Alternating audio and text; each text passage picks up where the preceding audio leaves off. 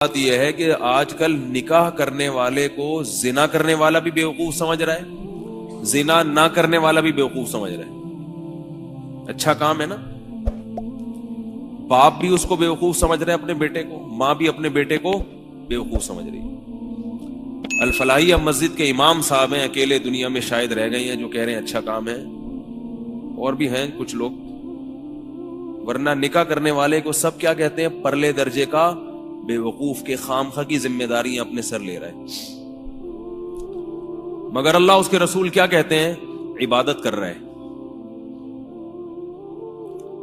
بیٹا کہے نا ابا سے میں نے نکاح کرنا، ابا کہتے گھر سے نکلو، کہتے ہیں نا ابا نکل جائے یہاں سے۔ اللہ کیا کہتے ہیں؟ مسجد میں جا کے کرو۔ نکاح کرنا کہاں سنت ہے؟ بولتے ہی نہیں ہے یار۔ اللہ نے کیا میرے گھر سے مت نکلو، شادی ہال میں نہ کراؤ، کہاں کرواؤ؟ مسجد میں۔ ابھی الحمدللہ مسجدوں میں نکاحوں کا رواج بڑھ گیا ہے۔ اللہ کہتے ہیں میرے گھر میں آ کے کرو۔ ابا نے گھر سے نکال دیا کوئی پرابلم نہیں، ماں نے نکال دیا کوئی پرابلم نہیں ہے، نکاح ہوگا مسجد میں ہوگا۔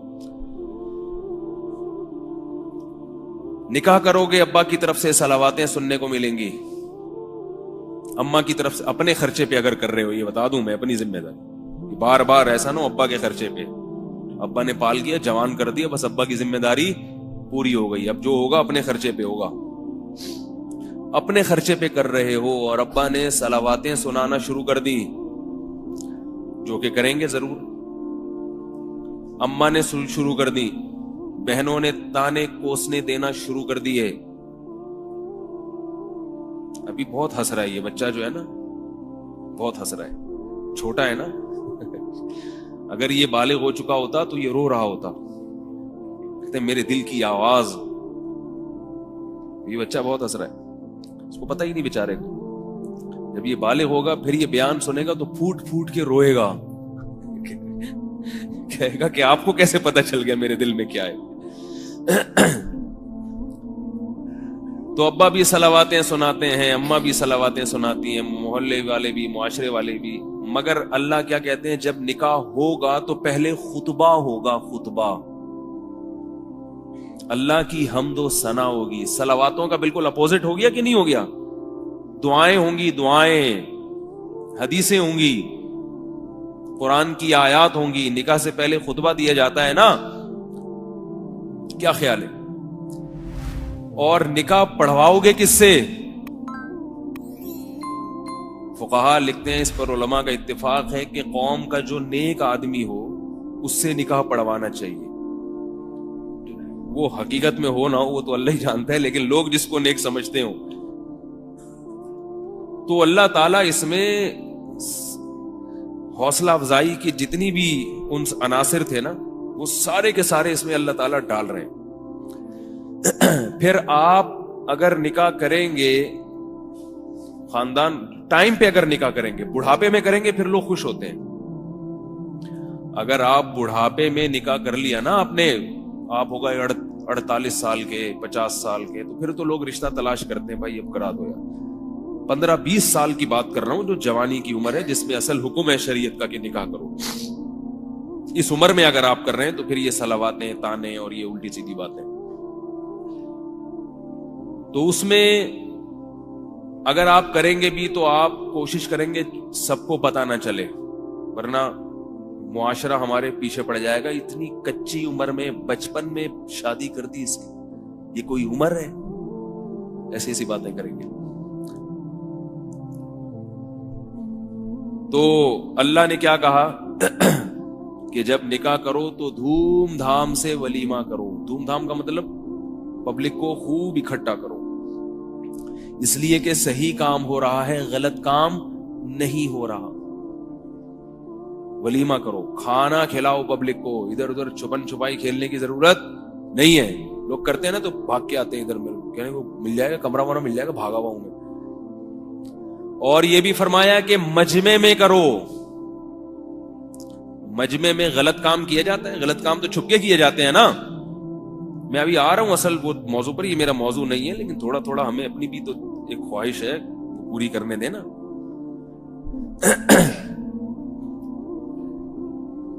اعلنوا النکاح نبی نے فرمایا نکاح علل اعلان کرو، علل اعلان. غلط کام علل اعلان ہوتا ہے؟ بولو بھائی. چھپ کے ابا کہہ رہے ہیں اگر تو نے کیا مجھے پتا نہیں چلنا چاہیے ورنہ تیری ٹانگیں توڑ دوں گا. اماں کہہ رہی ہے اگر پتا چلا تو نے 17 سال کی عمر میں شادی کر لی. اتنے موٹے موٹے آنسو. میں قوم کو کیا منہ دکھاؤں؟ اپنے خرچے پہ کیے اس نے 17 سال پہ. اگر کوئی جاب لگ گئی ہے، کوئی وراثت میں پیسے مل گئے، اپنے خرچے کی بات کر رہا ہوں، یہ ذہن میں رکھو. تو اماں کیا تانا دیتی ہیں، ابا کیا تانا دیتے ہیں، پتہ نہیں چلنا چاہیے کسی کو.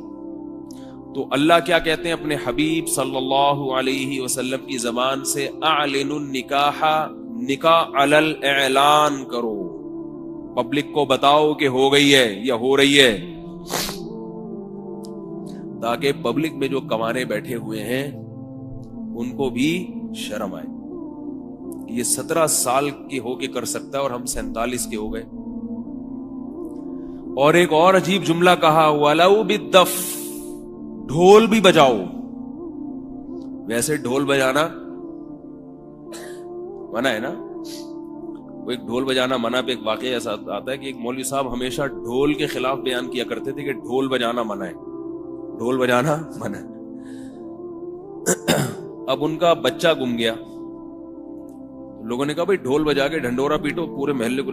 پہلے زمانے میں ڈھول بجتا تھا سب اکٹھے ہوتے تھے، بھائی کیا ہو رہا ہے تو بتاؤ میرا بچہ گم گیا. اب وہ ڈھول بجانا منع ہے، وہ تو ساری زندگی بیان یہ کرتے رہیں گے ڈھول بجانا منع ہے، تو پبلک کو اکٹھا کیسے کریں؟ تو انہوں نے کہا چلو ڈھول لے کے نکلو اور یہی اعلان کرو کہ ڈھول بجانا منع ہے. ٹھیک ہے نا. تو وہ ڈھول لے کے نکلتے تھے اور لوگوں سے کہتے لوگوں میرا بچہ گم گیا اور ڈھول بجانا منع ہے. لوگ کہتے تھے ڈھول کیوں بجاؤ رہے؟ نہیں تمہیں اس لیے تاکہ آپ کو ایک شرعی مسئلے کا علم ہو جائے، لوگ اکٹھے ہوں ان کو پتا چلے کہ ڈھول بجانا منع ہے. خیر، تو نبی نے کیا فرمایا؟ دف بجاؤ، ڈھول. ڈھول کا مقصد یہ ہے کہ جب ڈھول بجے گا تو سارے محلے کو خبر ہو جائے گا کہ فلانے کی فلانی کے ساتھ شادی ہو گئی. کتنی حوصلہ افزائی ہے دیکھو. اس لیے بار بار میں کہتا ہوں کہ یہ جو اپنی چادر ہے نا، اس کی ماحول اور رسم و رواج کی چادر، اس کو اٹھا کے باہر پھینک دو، ورنہ یہ معاشرہ تمہیں کسی کام کا نہیں چھوڑے گا. یہ اچھے کام پہ اپریشیٹ نہیں کرتا، یہ ہمیشہ غلط باتوں کی ترغیب دیتا ہے. وَإِن تُطِعْ أَكْثَرَ مَنْ فِي الْأَرْضِ يُضِلُّوكَ عَنْ سَبِيلِ اللَّهِ. اللہ فرماتے ہیں اگر زمین میں اکثریت کو فالو کرو گے تو یہ تمہیں اللہ کے راستے سے ہٹا دیں گے. تو ان 3 غار میں جو چھپے ہوئے لوگ تھے انہوں نے دعا مانگی. ایک نے کہا کہ اللہ جب وہ چچا زاد بہن جس پہ میں عاشق تھا اس پہ مجھے مکمل قدرت ہو گئی تو اس لڑکی نے کیا کہا؟ اتق اللہ، میں تو مجبور ہوں، تو مجبور نہیں ہے، اللہ سے ڈر. میں یہ عرض کر رہا تھا کہ زانی یہ بھول جاتا ہے کہ اس کا مجھے قیامت کے دن حساب دینا ہے، حساب دینا ہے اس کا. اور زانی پر ایک پھٹکار دنیا میں برستی ہے، وہ آخرت میں بعد میں. وہ یہ کہ اس کو جو گھریلو زندگی ہے وہ اس کی تباہ و برباد ہو جاتی ہے. اپنی زوجہ کی طرف رغبت ختم، روزانہ نئے مزے بدلنے کا شوق، اس سے اس کی لائف کیا ہوتی ہے؟ ڈسٹرب ہو جاتی ہے، ذہنی سکون خراب ہو جاتا ہے. جو حلال پر قناعت کرنے والے لوگ ہیں وہ خوش رہتے ہیں، وہ دیکھتے ہی نہیں دائیں بائیں کیا ہو رہا ہے، سکون سے زندگی گزرتی ہے ان کی. اور جو یاد رکھو جو زانی ہے نا، زانی، اس کا بڑھاپا بڑا خطرناک ہوتا ہے، بڑھاپا بڑا خطرناک ہوتا ہے. نکاح کرنے والے کا بڑھاپا آسانی سے گزر جاتا ہے بال بچوں میں. زنا کرنے والے کو بڑھاپے میں شوق وہی ہوتے ہیں جو جوانی میں تھے. یہ یاد رکھو، شوق ختم نہیں ہوتا. اگر کوئی یہ سمجھتا ہے کہ جوانی میں زنا کا شوق ہے یہ بڑھاپے میں خود بخود ختم ہو جائے گا، یہ بہت بڑی بھول ہے. اگر بڑھاپے میں زنا کی خواہش ختم ہو جاتی تو نبی صلی اللہ علیہ وسلم کی یہ وعید نہ ہوتی کہ قیامت کے دن اللہ بوڑھے زانی کی طرف نظر اٹھا کے بھی نہیں دیکھیں گے. قوت ختم ہو جاتی ہے, طاقت ختم ہو جاتی ہے, خواہش ختم نہیں ہوتی. اور اس سے بڑا عذاب کیا ہوگا کہ ایک چیز کی خواہش ہے مگر اسے پورا کرنے کی قوت نہیں ہے. کسی چیز کا دل چاہ رہا ہے آپ کا, مگر آپ اس خواہش کو پورا کر نہیں سکتے. یہ تو 24 گھنٹے کی ٹینشن ہے یا نہیں ہے؟ کیوں نہیں سمجھ میں آ رہی بات بھائی؟ خواہش ختم نہیں ہوتی بوڑھے میں اگر اس نے جوانی میں اپنے آپ کو کنٹرول نہ کیا ہو. جس شخص نے جوانی میں بدنظری نہیں چھوڑی, آپ اس کا بڑھاپا دیکھو, بڑھاپے میں بہت خطرناک نظر باز ہوتا ہے, وہ بہت خطرناک ہوتا ہے. اور پھر اس بدنظری کی پھٹکار اس کے چہرے پہ بھی پڑتی ہے, اور توبہ کی توفیق پھر اکثر نصیب نہیں ہوتی. لوگ یہ سمجھتے ہیں کہ جوانی ہے تو بڑھاپا جب آئے گا تو خود بخود چھوٹ جائے گا. نہیں چھوٹتا, خود بخود اور پختہ ہو جاتا ہے, اور پختہ. اس لیے اس خوش فہمی میں ہرگز نہ رہیں بھائی. اگر اللہ نہ کرے کسی نے زنا کیا تو خوب گڑ گڑا کے اللہ کے سامنے توبہ کرے. وَلَا تَقْرَبُوا الزِّنَا إِنَّهُ كَانَ فَاحِشَةً وَسَاءَ سَبِيلًا. فرمایا زنا کے قریب بھی مت پھٹکو, قریب بھی مت جاؤ.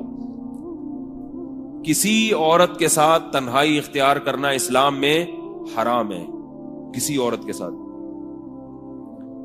یہ نبی صلی اللہ علیہ وسلم کی شدید وعید ہے اس پر کہ کسی بھی جوان عورت کے ساتھ آپ تنہائی اختیار, جوان ہو یا عمر زیادہ ہو, تنہائی نہیں اختیار کرتے. یہاں بہت ہی کوئی بوڑھی ہے, نانی دادی بن گئی بالکل ہی 90-95 سال کی, ایک الگ بات.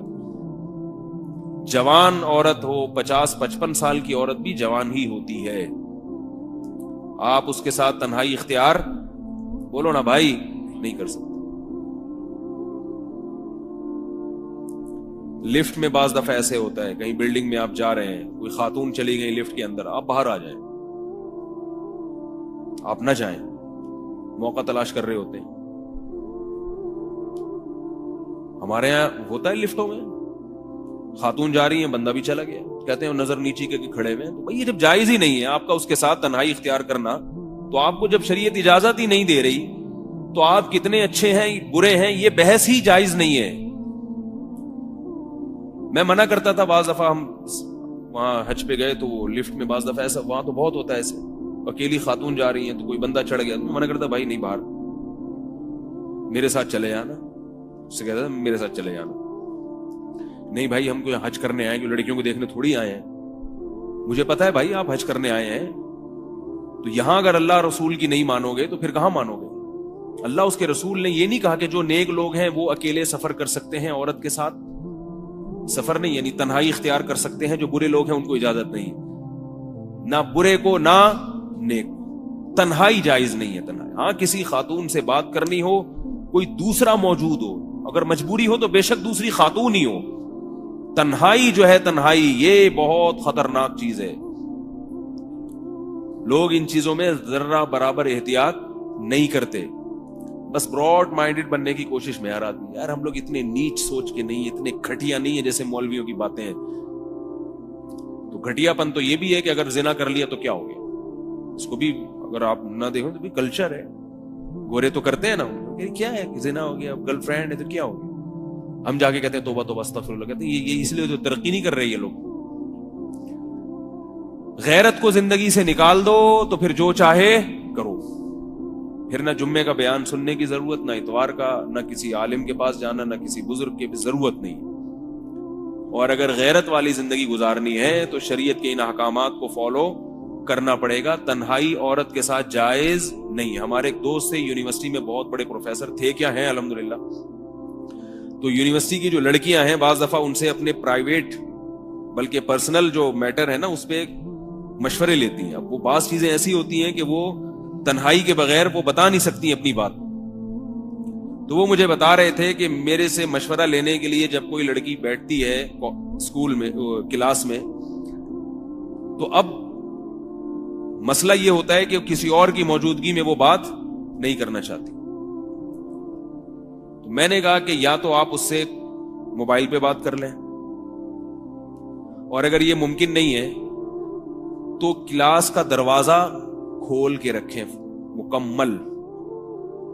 اس سے بھی یہ مجبوری کی بات ہے، مجبوری میں اس سے بھی تنہائی، بولو نا بھائی، ختم ہو جائے گی. دروازہ کھلا ہے تو پھر تم سب آ رہے ہیں جا رہے ہیں دیکھ رہے ہیں.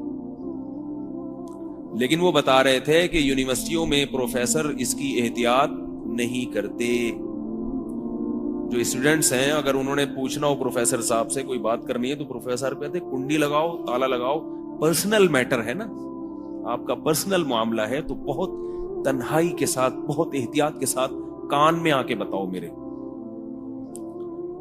حرام ہے، گناہ ہے، جواب دینا ہے اللہ کو قیامت.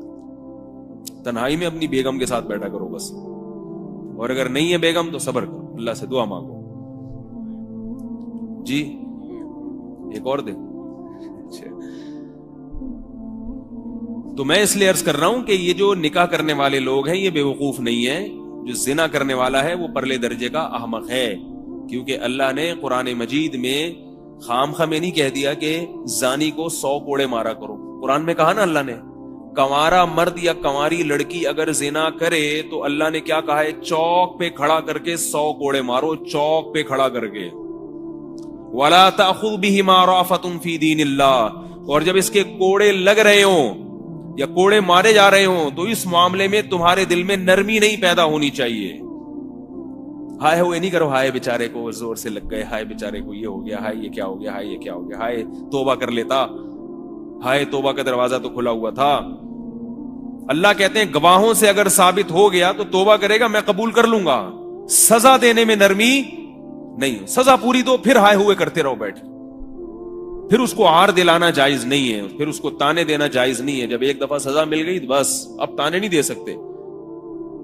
اور شادی شدہ مرد اگر زنا کرے، شادی شدہ کا تو سخت حکم ہے، اس کو جب حلال ہے تو حرام کی طرف کیوں جا رہا ہے وہ؟ تو پھر اس کی سزا کیا ہے بتائیے؟